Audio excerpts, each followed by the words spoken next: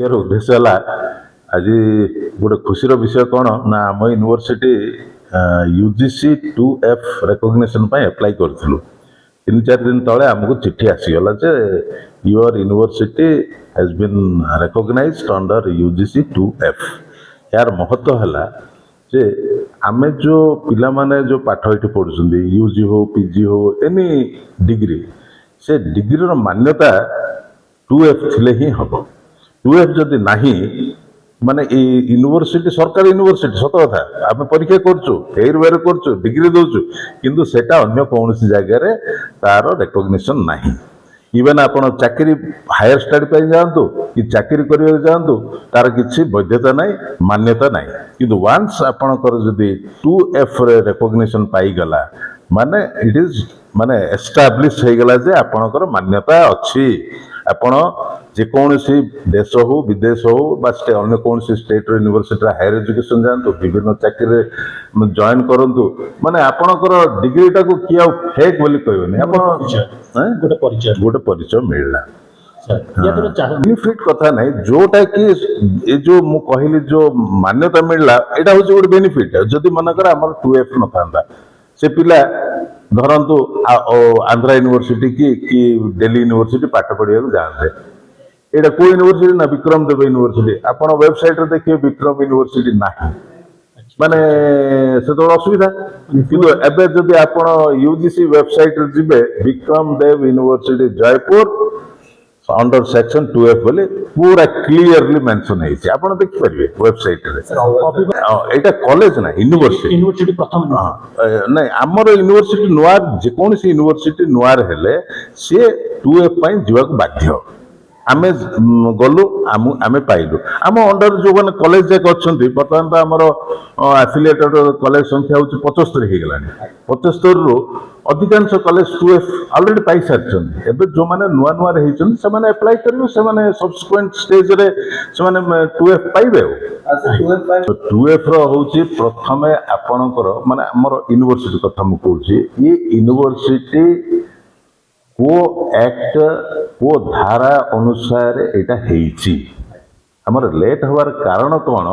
जो प्रथम जो यूनिवर्सिटी डिक्लेयर हैला जो नोटिफिकेशन हैला यूनिवर्सिटी को धारा रे को एक्ट रो को धारा रे हेची सेटा लेखाई नतेला फेरे देले एई जो वर्तमान सरकार आसिला परे एक्ट जो अमेंडमेंट हैला आमे सरकार को कहलु जे एटा एमती रही जाईची यही जिनसटा असुविधा अच्छे सरकार पदक्षेप नेले से जिनसटा को रेक्टिफाई कले आमको कागज देले आम अप्लाई कलु पाइलु सर गोटे पदक्षेप आजिकल सरकार जो यूनिवर्सिटी करूचंती कॉलेज को अपग्रेड करूचंती यूनिवर्सिटी से कॉलेज रे यूजी थाउची पीजी थाउची एठी जेमते हमर बर्तमान यूजी आ क्वाडे जीवने से यूजी एठी रहइबो पीजी रहइबो हेले एटा तो मु कहि परिबिनी किंतु भविष्य रे मु भाबुची एटा एक्सक्लूसिवली ये कैंपस टा यूजी पिला मन पई हेले भलो आ पीजी मान पई सेही कैंपस टा एटा होय तो मु भाबुची किंतु परवर्ती समय रे जे वाइस चांसलर थिबे कुलपति थिबे से तांकर निष्पत्ति नेबे निश्चित भाबे आस परिबे माने 2F नहले मध्य सेमिति किछि नाही किंतु 2F हेई गला बटे खुशीर विषय कोन माने आम डिग्री की के चैलेंज कर परिबो एटा गोटे फेक एटा गोटे भैग डिग्री एई टाइप रो के कहि परिबो ए आपण वेबसाइट रे जाई कि देखि देबे माने अछि ना नाही आ निश्चित एटा सुनंतु जेतबेले यूनिवर्सिटी रो रिसर्च प्रोग्राम टा आगु जीवो तार प्रोविजन करछि जेतबेले रिसर्च प्रोग्राम आछियो research university is recognised by research activities and आपनकर कोन कहउछन एक्सटेंशन एक्टिविटीज एनएसएस हो एनसीसी हो रेड माने ब्लड डोनेशन ये जो विभिन्न प्रकार हमर जो प्रोग्राम करछि यूनिवर्सिटी हमर आमे केते दूर सोसाइटल आउटरीच को हम जाउछि दैट इज वेरी इंपोर्टेंट आमे आम कथा देखला माने आम यूनिवर्सिटी सोसाइटी पाई कौन आर अवदान कौन ये दे पारछि से सब एक्टिविटीज काई हबो एक्सटेंशन कॉलेज रे आगे टीचिंग टा वेरी इंपोर्टेंट यूनिवर्सिटी रे teaching is not important it is research और एक्सटेंशन एक्टिविटी ये दुटा हूँ वेरी इंपोर्टेंट आउ ये दुटा जदि ग्रो करिवो आपण देखिए जो आपण गोटे कहले जो बाहर राज्यर निश्चित भाव लोक आसवे अट्राक्ट होकर दिल्ली यूनिवर्सिटी कौन प्रथम कौन लोक सब जाते सीट पाठ पढ़ा जो दिल्ली यूनिवर्सिटी ग्रो कला डेभलप है विभिन्न स्टेट रू जा पिला पढ़ले सेमती ये आसवे आमर पछुआंचल हेले पछुआंचल तो यहाँ कहन बर्तमान ये गोटे एस्पिरेशनल डिस्ट्रिक्ट एस्पिरेशनल बुझल निश्चित भाव यार भविष्य अच्छी आगामी दिन में मु तो आशा करुँच आगामी 10 वर्ष भितर ये निश्चित भाव यूनिवर्सिटी सेंटर ऑफ एक्सलेंस रो मान्यता प्राप्त करिबो।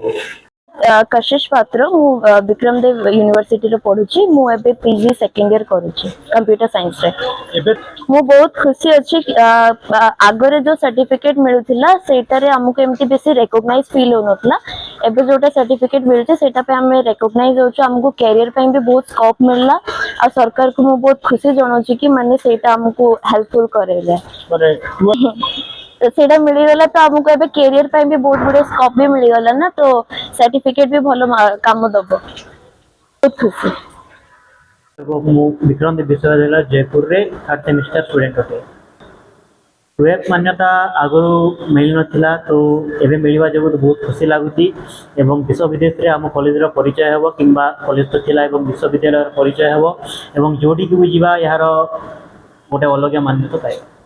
सर्टिफिकेट मूल्य नथिला तो एवं जेहेतु एटा एबे 12th मान्यता पाइला तो देश विदेश रे हम परिचय दे पारिबा कि आउ एक जेहेतु गोटे विश्वविद्यालय 12 15 रिकॉग्नाइज हे सारची तो हमें गर्व अनुभव करबा।